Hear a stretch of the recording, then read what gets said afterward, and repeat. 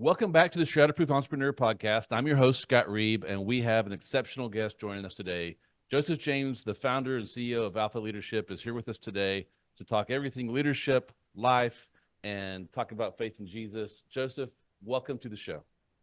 Scott, thank you so much, brother. Truly an honor to be on the show, and just especially with you hosting. I know we've gone back a couple of years now, and it's just great to be on here. So thank you so much. Yeah, it's my pleasure. Yeah, I was thinking back last night as I was preparing for today and thinking, yeah, we've known each other 2 years now, and there's been so much happen in our lives in those 2 years for both of us, and almost all of it's good, for sure. Yeah. And we met. I was speaking at an event that you were attending, which is unusual for you because usually you're speaking at the events, and then I'd come and you'd speak. And so we got to hang out together in that setting. I got to know your beautiful wife, Rachel, and just love you and your family and what you do in business, and then what you're doing to help marriages. So excited to dive into some of that stuff.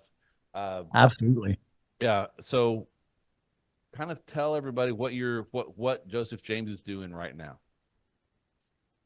So really it's not just Joseph, it's Joseph and Rachel. And I make a point of that because for years in business, it was just me, and it's very easy to do life separate from our spouses, but yet God has given them to us as a helpmate, so why not put them to work, right? Let them help us. Yeah. It probably keep us out of a lot of trouble. That's right. But, my wife and I, last year, God gave us a prophetic word through a pastor that we did not know about, helping. Really what the word was is God's answer to shattered marriages. And that's what we have been going towards, not even just, helping other people, but living through what we did not start off great. And we'll get into that later, but living the experiences that we had coming from the loss of my first wife from cancer to us meeting each other. And it wasn't great. And it was everything but unbreakable, but God has just really brought the two of us over the last couple of years, how the world wants us to live in a relationship, very toxic and things like that, to how God has designed us to live in that. And so we travel the nation, helping couples rebuild and go from that shattered relationship to that unbreakable relationship. And we're doing it God's way. That's okay. And kind of background, you've got some military background. Yes. You've been a seven-figure business owner for the last several years in the dog training area. Yeah. And then you've done speaking for quite a while, and now you guys are focused on helping build stronger marriages together. But that's still a business. 100%. Right? It's I don't know what you call that. There's probably a term for it. It's a business, but it's ministry. But it's for profit. You're not doing it for free. It's how you guys, it's how you support yourselves and how you're going to achieve your life goals and dreams. And so this show is all about building what like you said, unbreakable, shatterproof businesses. And you're in the business of building shatterproof marriages. So I think that's right. We can come together there. 100%. So what would your definition of a shatterproof business be? Here's the thing about what I like about what you're saying about, or asking about the shatterproof, right? Okay. We think shatterproof, we think broken, right?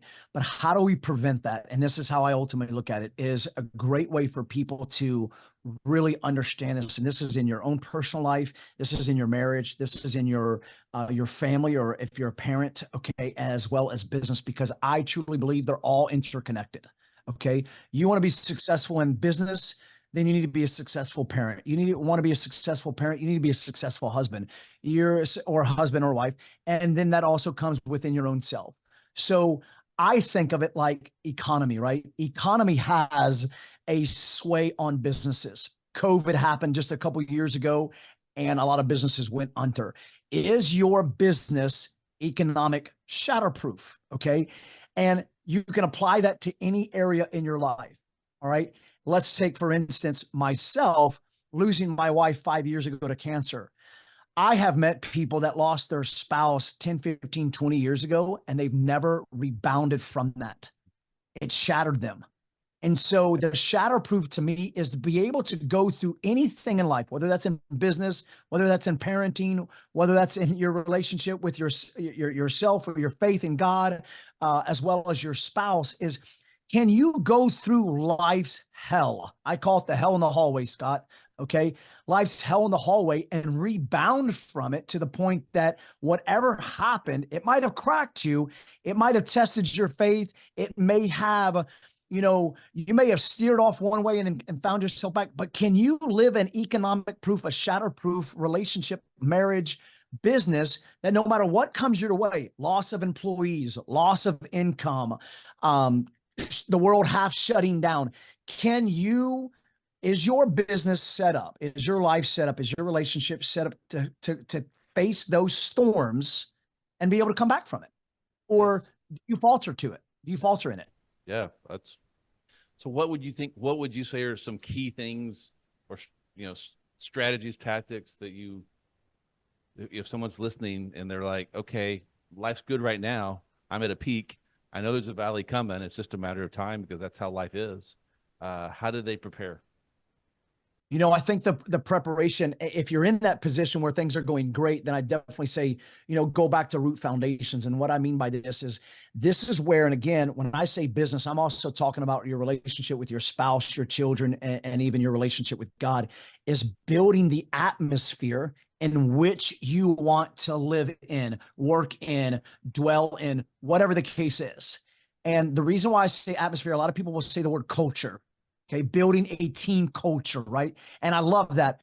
But the reason why I say atmosphere is because when I was a child, I grew up in a very abusive home. My dad was abusive. Now, we were born and raised in church. Okay, my parents had a drug ministry. They drug us to church every time the doors were open. Okay, all right. But my dad was abusive, and so it was a very toxic relationship at times, an atmosphere. But I remember after we would have a fight, mom and dad would have a fight, dad would leave to cool down, things like that. I would put on worship music in the house and the atmosphere would change. I was inviting the presence of God into our home. I was a kid. I just didn't know what I was doing. I didn't realize until years later that when the Holy Spirit brought that back to my attention, I'm like, oh my goodness, I had the ability right then and there to change my atmosphere.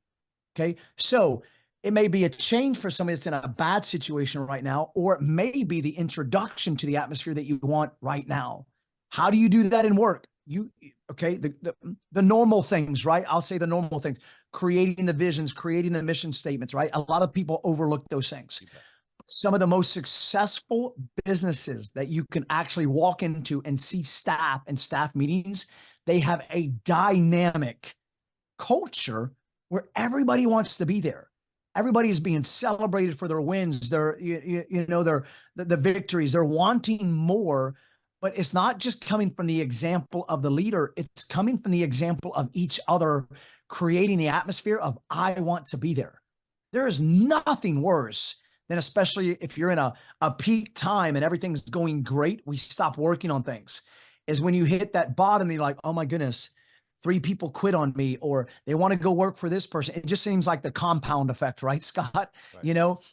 And the economy's hitting us, presidential election, COVID, everything and 3 people quit. And now I don't know what to do. I've had it all happen to me. What gracefully I had just started doing prior to COVID was building a team culture. And I would join my staff together every single day. I only had like 5 staff. I'm a dog trainer. I only had like 5 people, right? And I created departments within my staff. Okay. Here's the training staff. Here's the management staff. Here's the sales staff. Some of them fit all 3. Okay. But I created that to make a win for every department. Okay. Training staff. How did you guys do on these dogs today? Da, da, da, da, da. Oh man, we got this, and that. Oh man, awesome. What's something you want to share great in your life outside of business? Oh man, I just did this. I rebuilt my relationship with my mom, kind of thing. So it was a personal victory also. So when COVID hit, I had already started building that. So what did people naturally want to do? They didn't naturally want to be like, oh man, Joe, we need money. I got to run. I got to go do something. They're like, No, Joe, we don't want to leave this place. We don't care if we're getting paid or not because I built the culture. I built the shatterproof atmosphere that when something hits, everybody's like, no, it's not worth it's not about the money for me. I'm okay. You know, and that's ultimately, again, why do spouses leave each other? The atmosphere. You want to build a home worth coming to. Mm-hmm. Scott, we've all been there. I've been there. I'm like, man, I'd rather stay at work longer than go home. Yeah. You know, hopefully we not stay there, you know, but it's again, it's like, oh my goodness, here comes my son. What is he going to ask now? You know, versus like, I make a point to build it in my kids, what I didn't have as a kid. You know, I make sure I tell my kids every single day I'm proud of them and not just the words. Like I asked my son yesterday, Jaden, when's the last time I told you I was proud of you? He's like, the day before, Dad. I'm like, guess what, man? I'm proud of you. It's like, oh, thanks, Dad. I said, but do you know why I'm proud of you? Like I always give a reason so they just don't hear the words and the words become monotonous. Yep. You know, that's building that culture within my own kids. It's building the culture within my wife. It's building the culture within my business. And creating an So, atmosphere in your house that an atmosphere of of praise, of hey, yeah, we're saying good things to each other and not tearing people down. we all want to grow, right, Scott? That's what we do in life. Whether we have a business, we want to grow in whether it's personal development, financial development. Most people don't want to stay where they're at. Nope. But a lot of people just don't know. I want to make an atmosphere that's conducive of growth in whatever area that may be. Yeah, it's so I hadn't thought of using that word with this. That's really good. I'll I've let you use it, brother. yeah, because I've definitely done the opposite in my law firm. There's been times where it's been a bad atmosphere, and it not just because I'm the leader and everything's Yeah. the leader's fault at some point. It was Right. it was my fault. I wasn't setting the right tone because of just whatever life was going on in life. It just for some period there, I can just look back and see that I wasn't setting the right tone, and everyone picks up on that.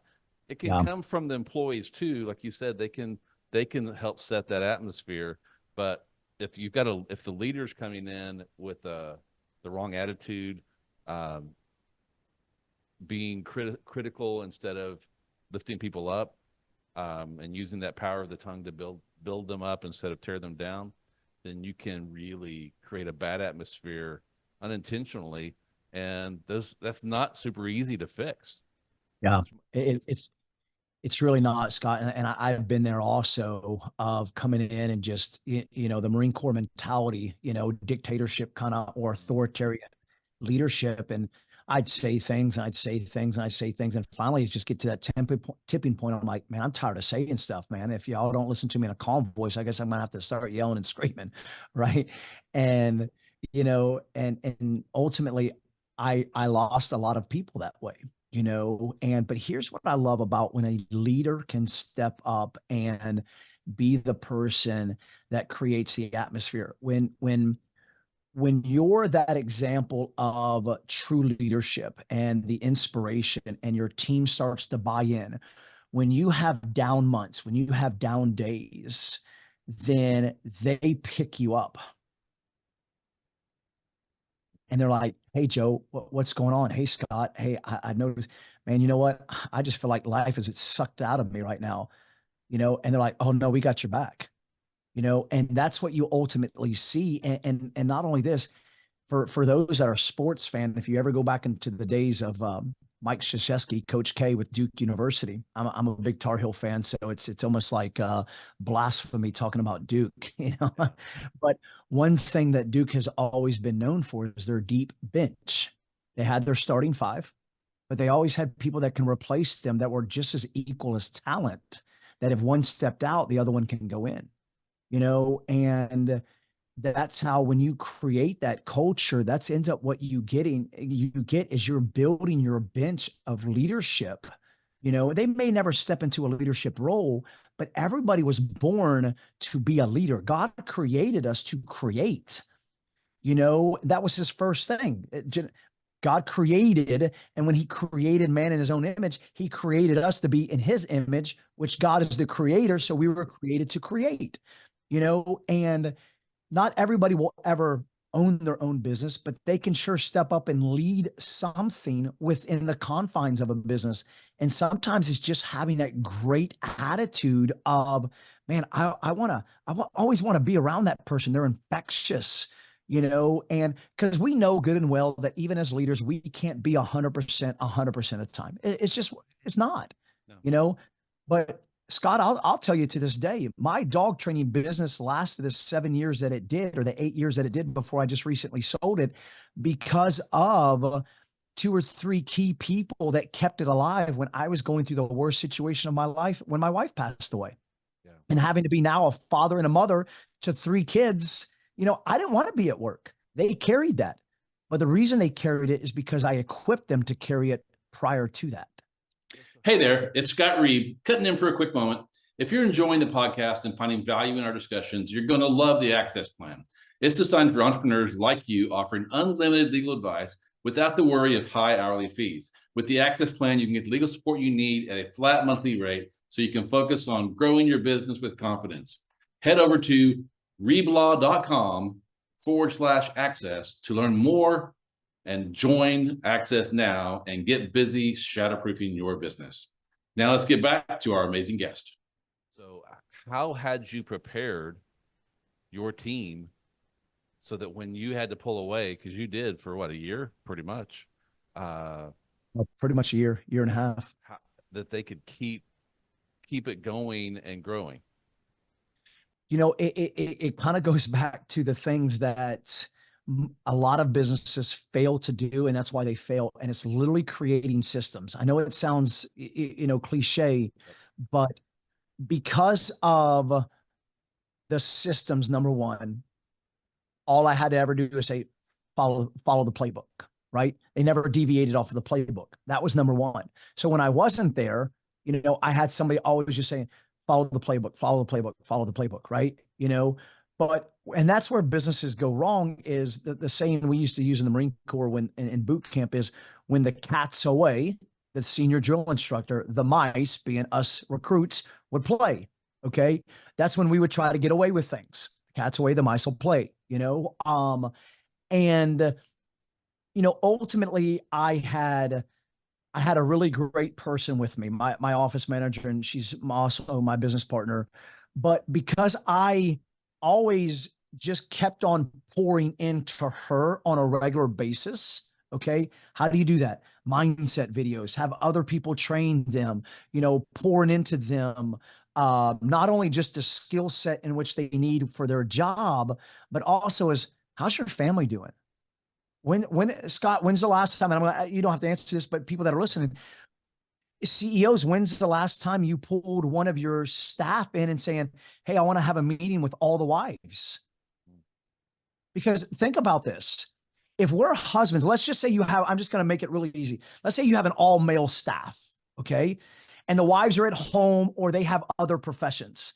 Well, we know good and well that nobody comes in without bringing in what they have going on at home. We bring it in every day. CEOs do it. Leaders do it. Everybody does it. Okay. What affects us personally, we bring it into the workplace. So if I can not only build the men or the team that I have, but I can also build their partners that are, whether they're married to or dating or whatever the case is, and be like, listen, ladies, the way you treat your husband at home affects him coming into work. And the way he acts at work he's going to bring it right back at home. Because he's suffering in work, he's going to have stress back at home. So I need y'all to be just as on board with your spouse at home as you are the support that they need at work. And when we started doing that, and that's taking them out to eat, that's having meetings, that's, hey, what is going on in your life that I can help you with? How can I help celebrate what you and your kids are doing?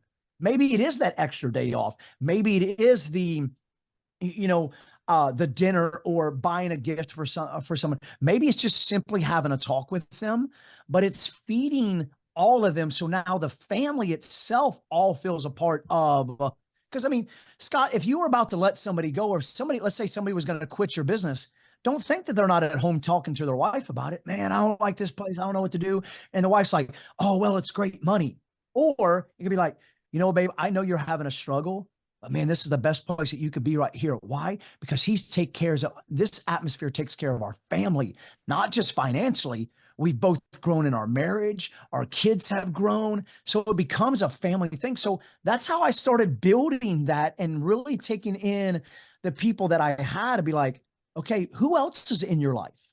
What else? What are you doing at home outside of the four walls of this building? You know, out of the 8 hours of the day, what are you doing that I can invest in that? And when I started building that, then when it came time when I went through what I did, they wanted to rally around me and my family. It wasn't just, well, I hope the business survives. You know, they took on ownership of the business without even having ownership, because I made them a part of my life and the business life, and they made themselves a part of it as well. And I think that's a key thing. Wow. Yeah, Ziglar used to say that you aren't building a business, you're building people, and people build your business. Absolutely, 100%, 100%. And Scott, we know that success leaves clues. You know, and if you get a chance to go into corporations that have built themselves, look at their culture, ask them what they're doing with their families. I mean, one of my coaches right now, I love that he does it, but you know, he makes it very firm to begin with. Is husbands, if you cheat on your wife, you're gone. Wives, if you cheat on your husband, you're gone. You know, but they have staff meetings they incorporate the families in it, because when we're suffering at home, we're going to suffer at work. You know, and no business likes to suffer, whether you own it or not. No, for sure not. Wow. Okay. Well, so let's focus a little bit on what you and Rachel are doing right now. So I know in the past you've done some retreats. What kind of things do you guys have coming up that the Shatterproof entrepreneurs could participate in to build better marriages? You know, so you can actually go to this website. It's called breakingcrazymarriagecycles.com. We do a webinar weekly, and you can go in there and register, breakingcrazymarriagecycles.com.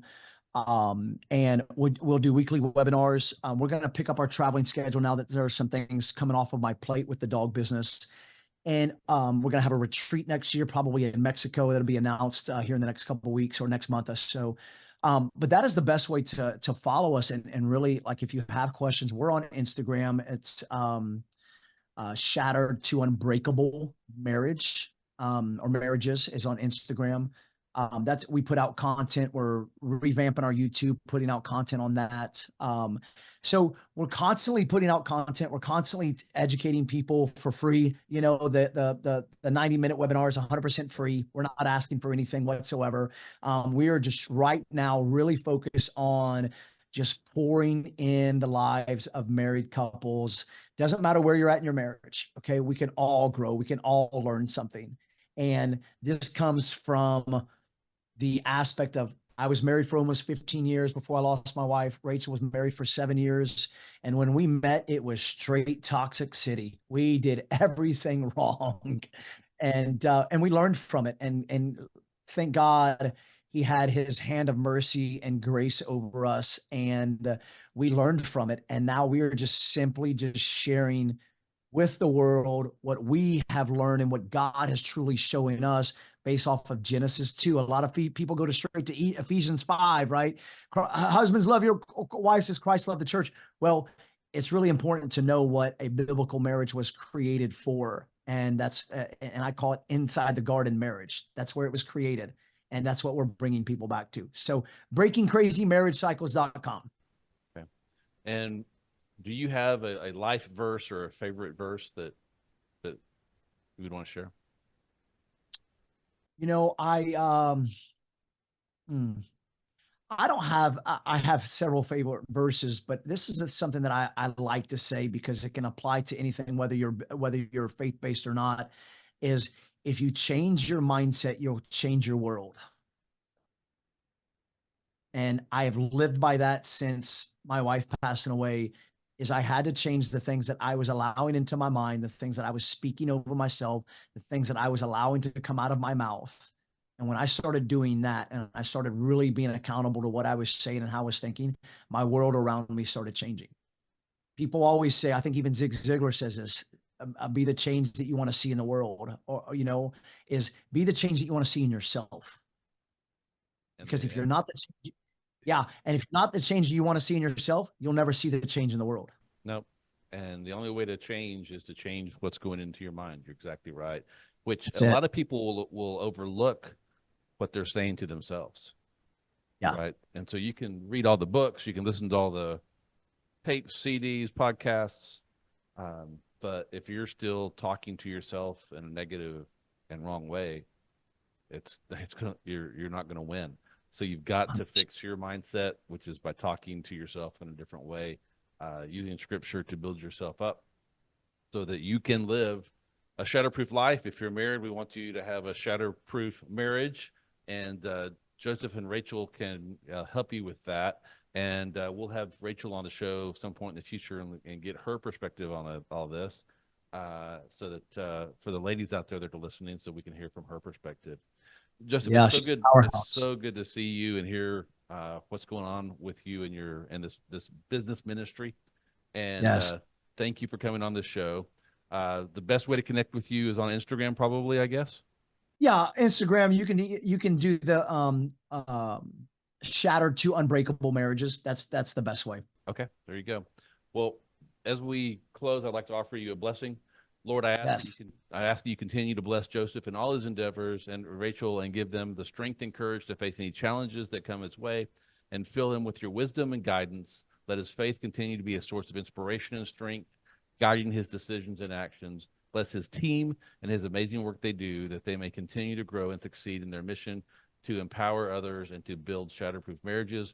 Surround him with your protection and peace, and may he always feel your presence in his journey. In the mighty name of Jesus, be blessed, my friend.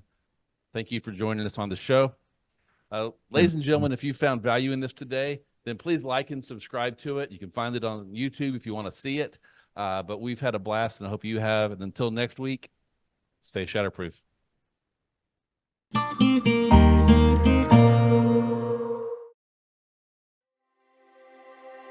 This podcast is for informational purposes only and should not be taken as professional advice. While I'm your host, Scott Reed, and a lawyer, I'm not your lawyer, and this podcast does not establish an attorney-client relationship. The views expressed by my guests are their own and not mine, and they may not even reflect the opinion of the Shatterproof Entrepreneur podcast.